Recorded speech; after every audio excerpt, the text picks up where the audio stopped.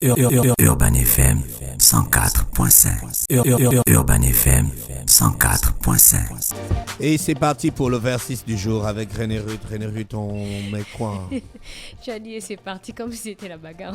Et c'est parti pour le versus du jour. C'est parti pour le versus du jour.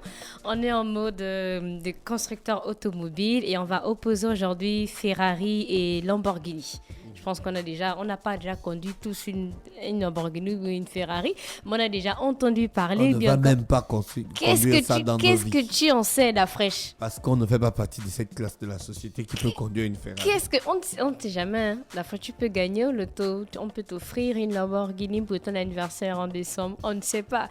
Donc on a Ferruccio Lamborghini qui est né en 1916 dans une famille de viticulteurs et son intérêt pour la mécanique l'a finalement amené à créer une entreprise de fabrication de tracteurs après la Seconde Guerre mondiale. Donc quand on parle de Lamborghini, c'est d'abord pour les tracteurs et non pour les voitures de luxe de sport. Donc il a fondé en 1963. Et d'un autre côté, on a Enzo Ferrari qui est né en Italie en 1898, donc dès son plus jeune âge. Il s'intéresse à la course automobile. Donc il a fondé son entreprise en 1947. Alors qui sont les propriétaires de Lamborghini ou encore de Ferrari? Donc pour Lamborghini, c'est Volkswagen qui est propriétaire depuis 1998 et Ferrari appartient à deux familles. En fait, on va dire une part, on a Ferrari, donc Enzo Ferrari, et d'une autre part, on a la famille Agnelli, donc et Piero Ferrari. Et pourquoi ils sont en concurrence? Qu'est-ce qui a poussé Lamborghini à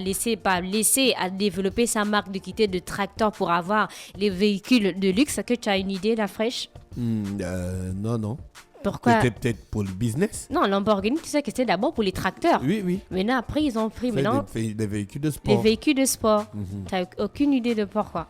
Je sais pas. En fait, on est en Italie, j'étais pas là-bas, en Italie en 1950. Donc, on a Enzo Ferrari qui fabrique tranquillement ses voitures de sport. Et on a Lamborghini qui dirige sa compagnie de tracteurs. Donc, tout se passe bien jusqu'à ce que Lamborghini trouve que sa bagnole Ferrari n'est vraiment pas complètement optimisée au niveau du moteur. Donc, étant lui-même un mécanicien aguerri, donc il va trouver Enzo Ferrari et lui explique comment il peut améliorer donc ses véhicules. Donc Ferrari s'énerve en disant que toi tu construis tes tracteurs et moi je construis mes véhicules de sport. Et du coup, un Lamborghini, il est un peu vexé en fait par cet échange-là. Et c'est à partir de là qu'il décide maintenant de créer sa propre marque, maintenant de continuer de développer sa marque, de quitter de tracteurs en fait pour maintenant avoir des véhicules de luxe, donc des véhicules de sport. Mais sinon, à la base, Lamborghini c'était les tracteurs et Ferrari c'était les véhicules de luxe. Et c'est par rapport à cet échange-là qu'il a maintenant décidé d'avoir maintenant ces véhicules de luxe et d'où naît la concurrence entre les deux. Donc quand on parle de concurrence, c'est par rapport à cet échange à dire que mais comment je te demande d'améliorer tes véhicules et tu me demandes de fabriquer mes tracteurs, je vais faire mieux que toi. Et c'est comme ça qu'il a développé maintenant, à partir de 1960, son premier modèle. D'où cette concurrence-là entre les deux. Maintenant, pour la meilleure voiture, donc à Lamborghini, ils ont l'Aventador. Je ne sais pas si oui, à la Aventador, donc 759 chevaux. Et on a chez Ferrari, on a la 812 Superfast. Mais je pense que c'est la Aventador qui est quand même un peu plus célèbre que la Superfast. Et pour le prix moyen, tu disais que on ne peut pas partir. Lamborghini ne peut pas être plus célèbre que Ferrari. Hein? C'est pas possible. Mais peut-être parce que Ferrari a commencé avant à construire des véhicules de sport. Non, peut-être chez d'autres personnes, quand ils vont parler de véhicules de sport, ils vont peut-être citer d'abord Lamborghini. Parce qu'ils connaissent pas. Tu ne peux pas commencer, on te dit de citer les véhicules de sport, tu commences par Lamborghini. Non, Ferrari est là. Comment ça, comment? Pour certains. Le gars qui est dans le coma là, il s'appelle comment? Non, c'est pas... Michael Schumacher. Non, Schumacher, il est sorti. Il est sorti du coma. Du coma, il est maintenant en famille, mais il est loin maintenant des médias. Ah, d'accord, ok. Il a fait l'accident avec quel véhicule? Il n'a pas fait l'accident. À la neige. À la neige. Il a fait l'accident à la neige. On va pas dire que... Bon, pour certains, ils peuvent dire que Lamborghini est plus célèbre. Pour certains, on voit ça plus dans les films et autres. Alors, on voit plus Lamborghini dans les films que Ferrari.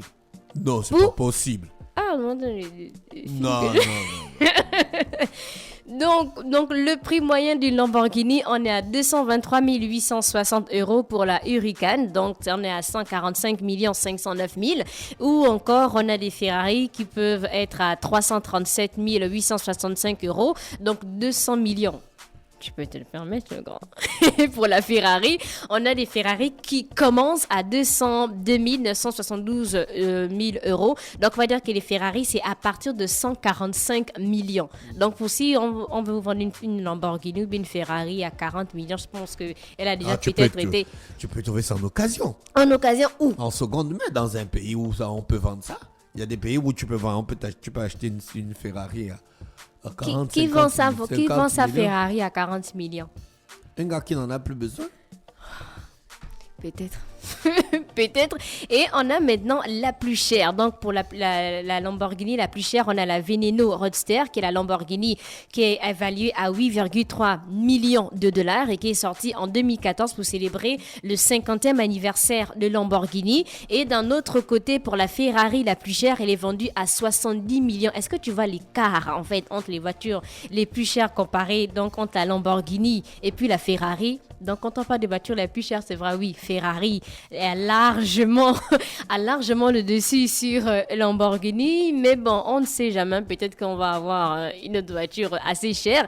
Et le nombre de modèles. Donc, les voitures de luxe de Lamborghini, c'est seulement 104 modèles, alors que Ferrari, c'est plus de 350 modèles. Donc, on a plus de voitures de luxe Ferrari que de Lamborghini. Et maintenant, pour les ventes. Donc, Lamborghini a vendu 7430 produits en 2020 et plus de 8400 voitures dans le monde en 2021. Mais Ferrari vend plus de véhicules que Lamborghini. Donc Ferrari, c'est 9119 véhicules en 2020 et 11 155 véhicules en 2021. Donc oui, Ferrari vend plus de véhicules que Lamborghini. Maintenant, le pays avec le plus de modèles, parce qu'on sait que dans certains pays, on utilise plus Lamborghini ou encore Ferrari. Donc en 2021, les États-Unis sont restés le premier marché avec 2472 Lamborghini achetés, suivi de la Chine avec 935 véhicules Lamborghini achetés et aussi l'Allemagne qui passe en troisième position avec 706 véhicules Lamborghini achetés.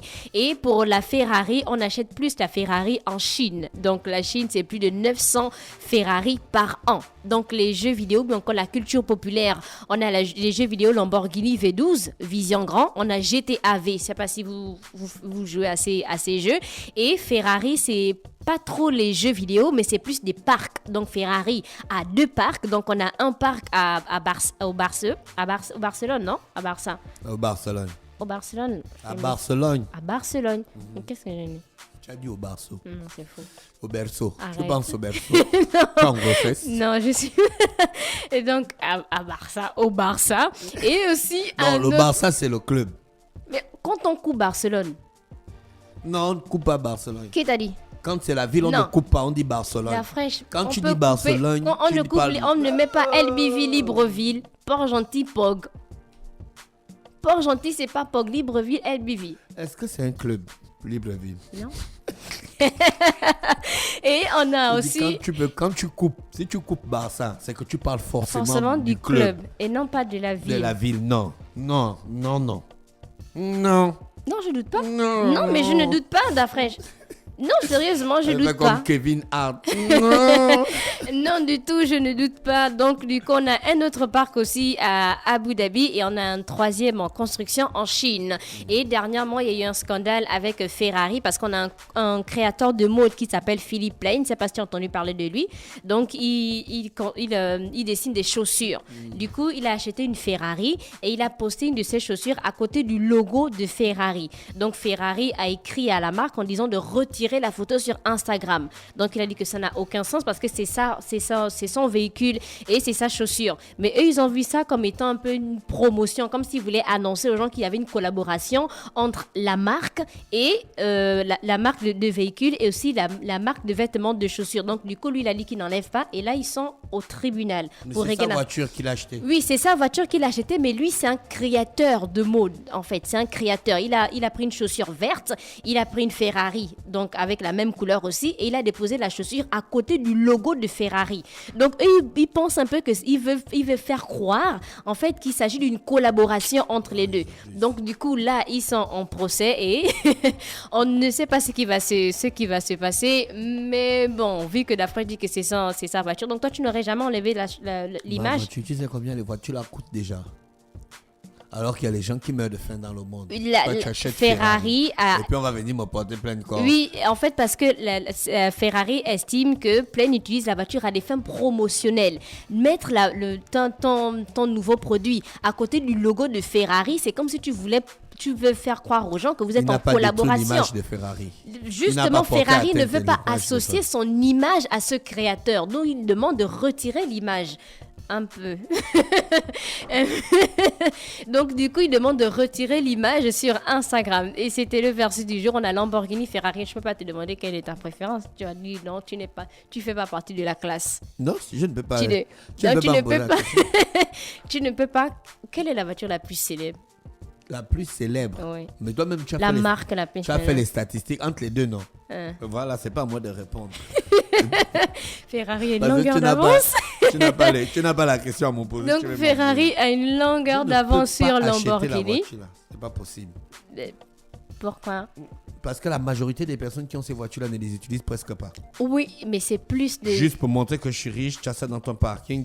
Des fois, ils roulent en AMG ou bien en classe G. Non, mais il y a certains qui font des collections pour revendre ça des années plus tard. C'est un peu comme les bijoux.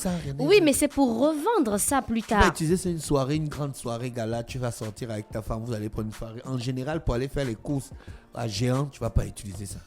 Hein? Tu ne vas pas utiliser ça. Mais... c'est la collection, certains font des collections. Quand on parle de Ronaldo, il y a des choses plus importantes qu'on peut collectionner. Si tu n'as pas des voitures, c'est des modes. La voiture prend, je pense, de la valeur au fil du temps. Qui va acheter ça? Les collectionneurs. Voilà. Et c'était le versus du jeu Lamborghini Ferrari.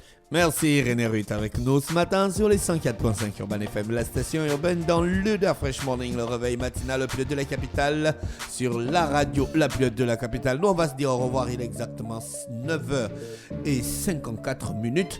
On va aller avec l'horoscope des auditeurs. Je vous ai dit que cette semaine est très courte. Demain, la radio passe déjà en mode musique africaine. Ça va aller très très très vite. Restez connectés sur les 104.5 sur notre site internet et téléchargez nos applications. N'oubliez pas que vous pouvez réécouter ou bien revoir nos émissions sur notre chaîne YouTube. Urban FM 104.5